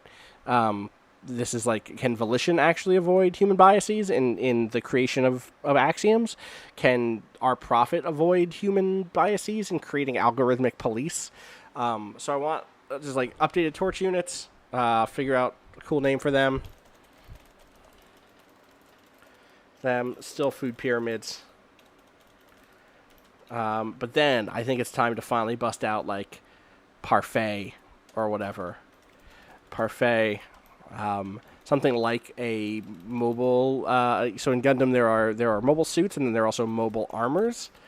And I think there's definitely a cool mobile armor here.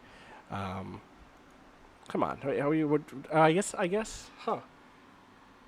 Oh no, so mobile weapon is broad. Yeah, so mobile armors in Gundam are things like Big Zam or Browbro, which are these like just big goofy super like mechs. Often they don't have the human shape as much.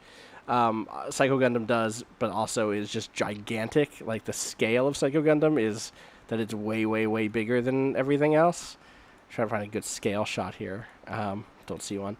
Dendrobium is, I guess that counts. Elmith is like a cool floaty ship thing. The biggest, goofiest one is definitely Big Zam. It's also just fun to say Big Zam over and over again. Look at this Big Zam. Just a big fucking robot with 2 big legs that's giant and that steps on little Gundam. It's great. Anyway, I definitely think it's time to roll one of those out. Rolls out if Axiom threatens the Argosy. And then I kind of already hit those beats. So, I guess the other thing here is massive Moonlock Axiom.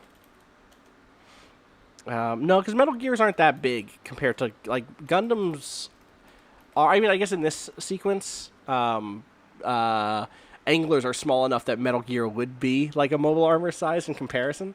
But Big Zam is like, or what are they called in Gundam, Turna Gundam?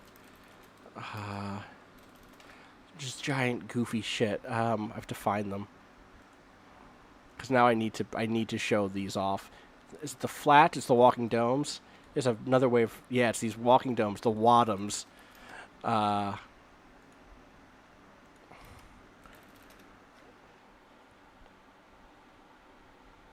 Just show me an actual.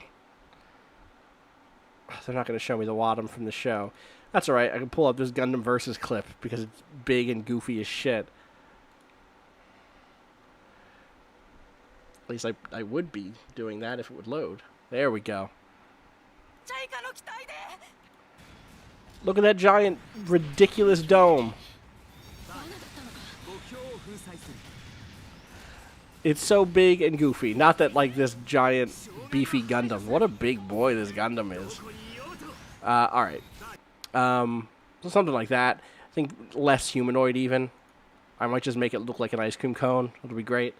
Oh, yeah, Big Zam does remind... Yeah, Big Zam does have a Metal Gear vibe, for sure. For sure. No torso or arms. Yeah, definitely.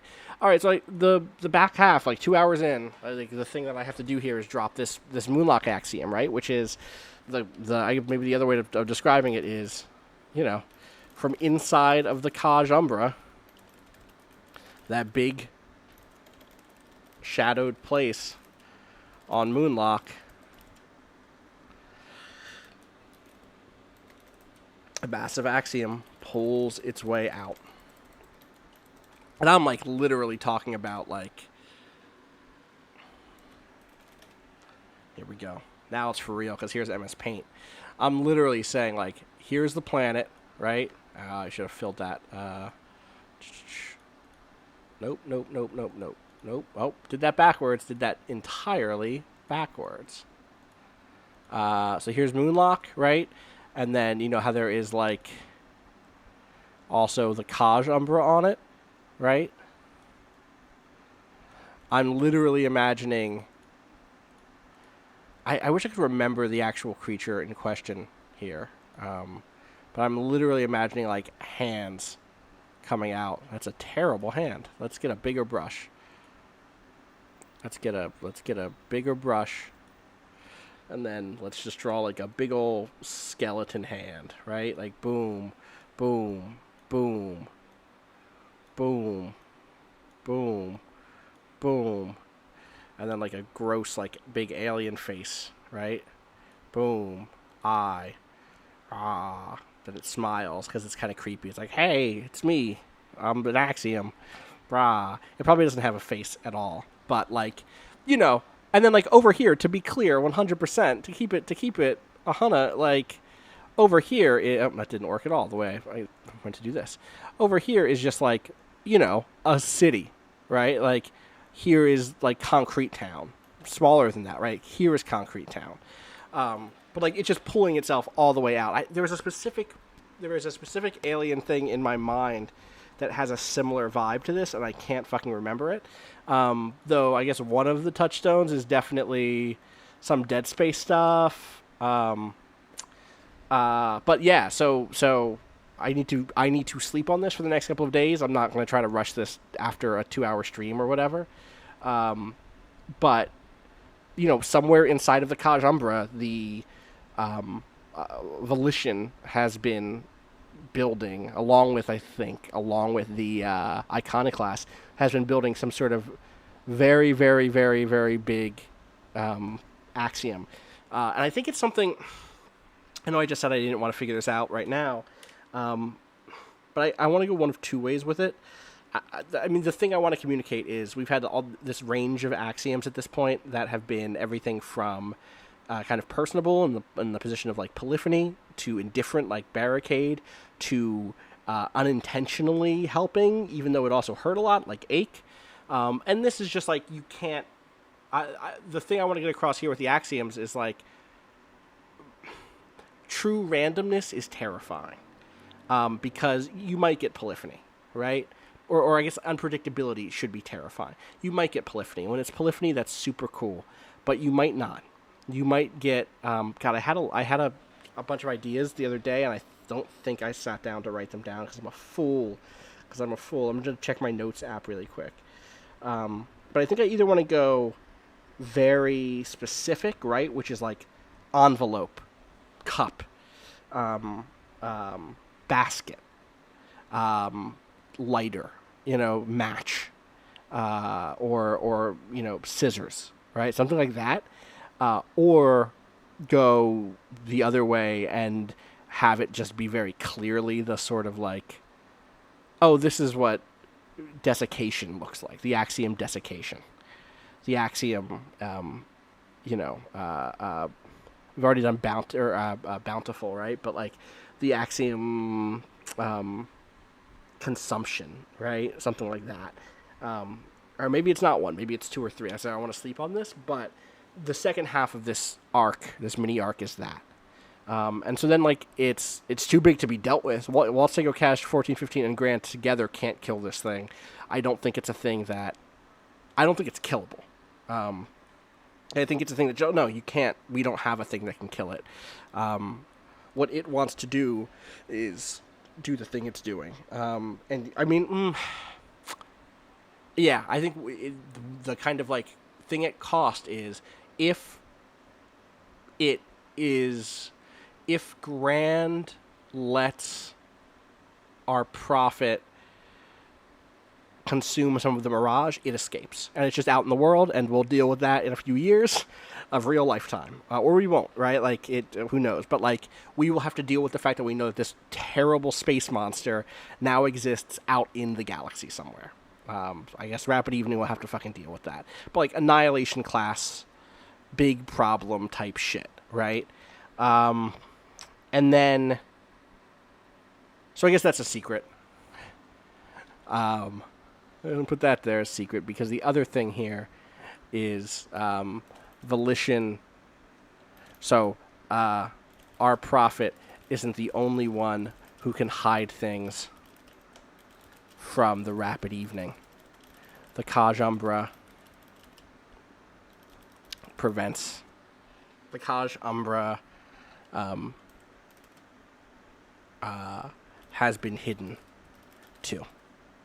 By hidden by Volition.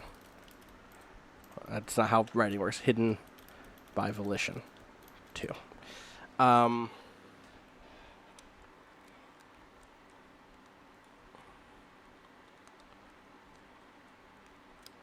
so that's the thing is, like, if our prophet has begun draining the Mirage, the axiom sees a path out and takes it,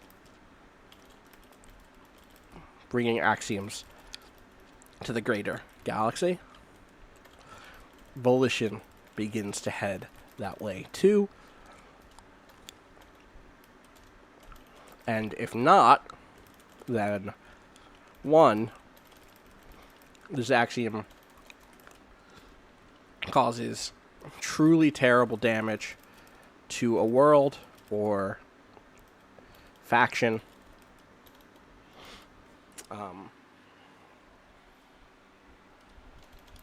or multiple thereof. I don't love doing kind of like, and then a bunch of people died off screen type shit. especially not named NPCs, so I don't know that I would do that.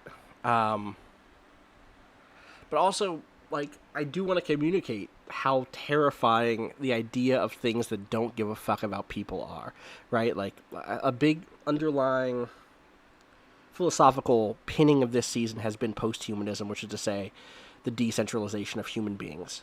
And I think that that is valuable. But I also think it needs to be honest, which is to say that these things that can do such incredible things that are clearly different than humans, and any attempt to anthropomorphize them is in vain, or at least is a folly. That does mean death. But that does mean that human death doesn't mean it. It's not cruel. It's not malicious. It is the thing it is. The point of one of the points of posthumanism is for us as people in the world to understand that, for instance, environmental change doesn't need to have anything to do with people in order for it to have consequences, or for it to be important, right? Like, yes, environmental change can hurt us too, but environmental change is so much bigger at this point than whether or not I'm recycling, which doesn't mean I shouldn't recycle, but you get what I'm saying, right? That, like, human action, non-human action is important in history. That when we tell history traditionally, we talk about it in the terms of humans, in terms of battles we fought, in terms of treaties we signed, in terms of technologies we've invented, and we rarely tell the history of the technology, right? This is like a lot of object-oriented ontologies, associated stuff, is about decentering the human. And so I think this might be the point at which I'm cool with making that happen, because the point with this axiom is to show that these things that are not us, like, can't be held to our terms either, It's not immoral, the thing it did. It is the thing it is, and that should hurt a little bit to want to not know what to do in the face of that, right? And the other thing that it's doing is, so two things. One, does terrible damage, or two, Volition begins the construction an axiom that will break through the Mirage. So this is where I have to start talking about big picture, end of game type shit. So again, if you are eager not to know anything further than this arc, now is the time to take a break, to head off. It's been cool chatting with you. I don't hold it against anybody who wants to bounce at this point. But I do want to start talking about what comes next again, which we talked about a couple of weeks ago already, but this is going to answer your question, Fesha, which is you asked, is there only one more arc after these mini arcs? So I don't know. I pulled this up before last month at some point, and maybe the last session, that this is like a very brief, quick chart of like where the different factions are and stuff, and what they all want to do. And this is all still true, right? Advent, all this stuff is still the stakes of these various factions, or the goals of these various factions. What I'm not sure of is where we're going from here. One second, let me pull up just a notepad really quick, right?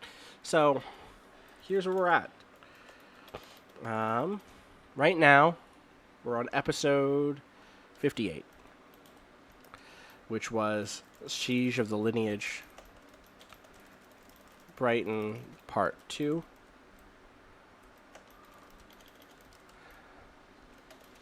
'59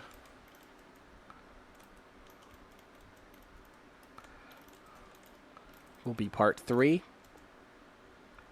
and that will be, I'll bring up a calendar really quick. So that will be the 5th.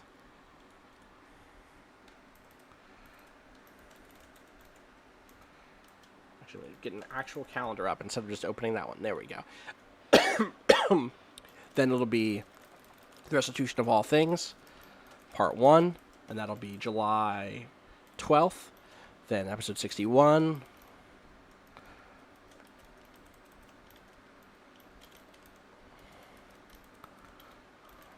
July 19th.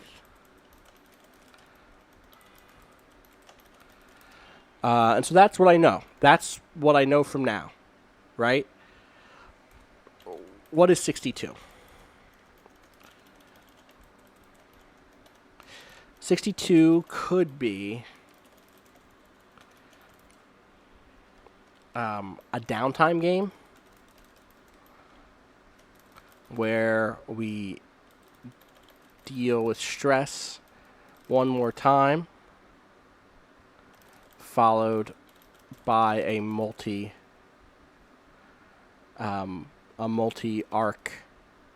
team mission to take down Volition. 2, there could be no downtime, and we go right into dealing with Volition.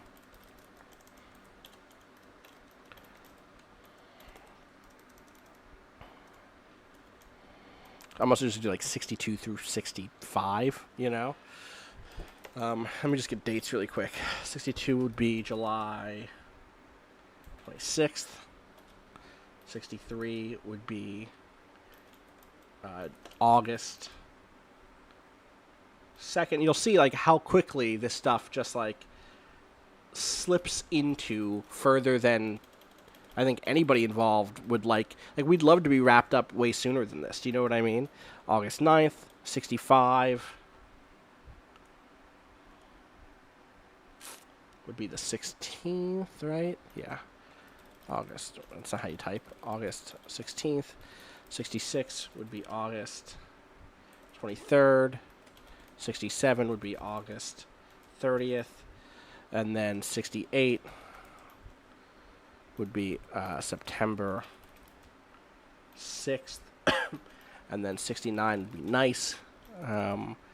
So, know through what 61 is.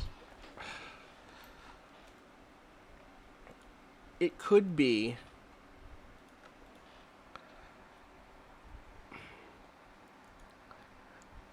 it could be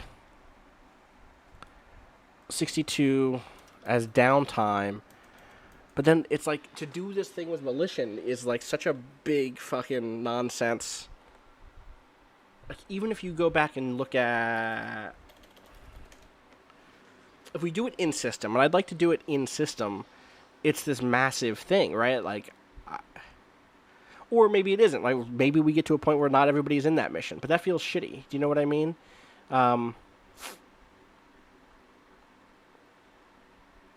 thing I'm trying to work out is... So the thing I don't want to do. I'll tell you the thing I don't want to do. I'd been planning on doing a thing where it's like we get Volition off the table,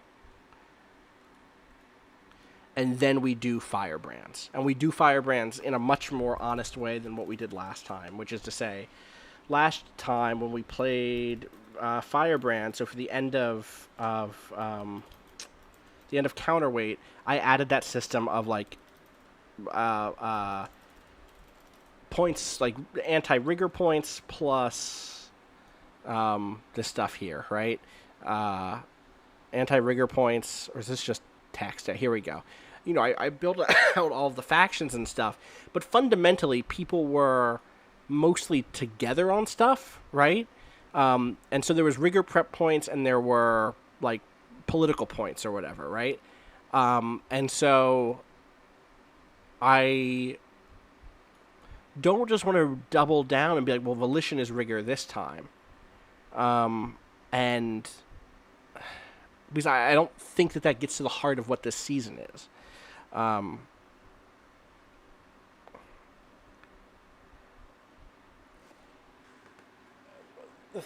reason I wanted to like deal with Volition first and then shift into Firebrands is because you get to then have that system much more honestly be about what the characters, their allegiances, and their ideologies do when they smash against each other.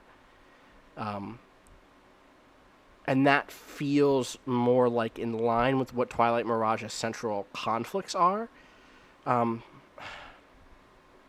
It would be way easier to do the Restitution of All Things Part 2 and then finale from July 26th through the 16th, right?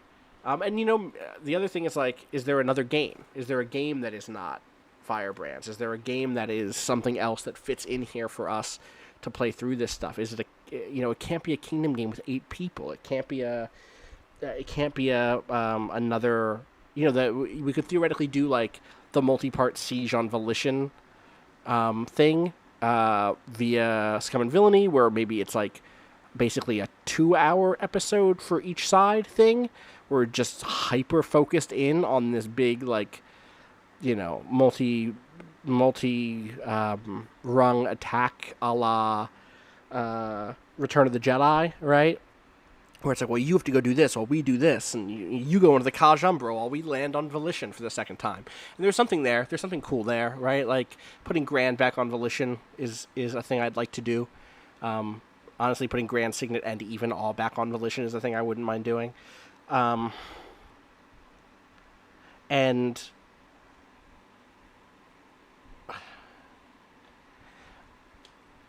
then squaring that away so that we can then focus on the ideology and faction stuff so that it has room to breathe. But maybe I'm just being afraid to double down with that same ending or that same faction or function. And maybe it's different, right? Like, Volition's goal is to leave. And there is something kind of cool in the notion of, like, and then Volition left, and we'll pick up in a few years in a completely different setting with whatever Volition does if they don't deal with it. But there is a real pressure for me to, like, an internal pressure from myself to where, like, I don't want to try to recapture that specific feeling of, well, Rigor. I think maybe the difference is that Rigor wants to specifically hurt people, and Volition, I don't know. I'm basically trying to talk myself into letting us go from this stuff into the finale right now, versus going from this stuff into another 4-month long, arc, and then another 3 episodes of the finale, So that's where we're at, for the question of, like, hey, how much more time is there? How many more episodes are there? It's between, 1, 2 for sure, and then probably 5, right? Like, I can't imagine getting to a finale in 2 episodes.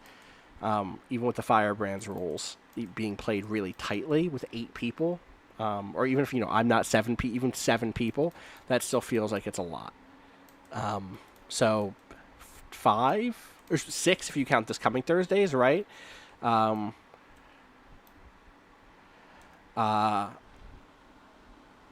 the other one, right? Is that we could do no downtime, have this be Volition 1, Volition 2, Volition 3, and then be done.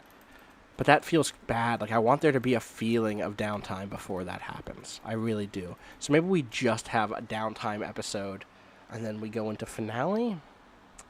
The thing that I was really enjoying was, like, a notion of there is the factions. So that's the thing, is, like, there does feel like there needs to be some sort of factional setup in which the group splits a little bit. So maybe that is what this downtime is, like, a special downtime ep.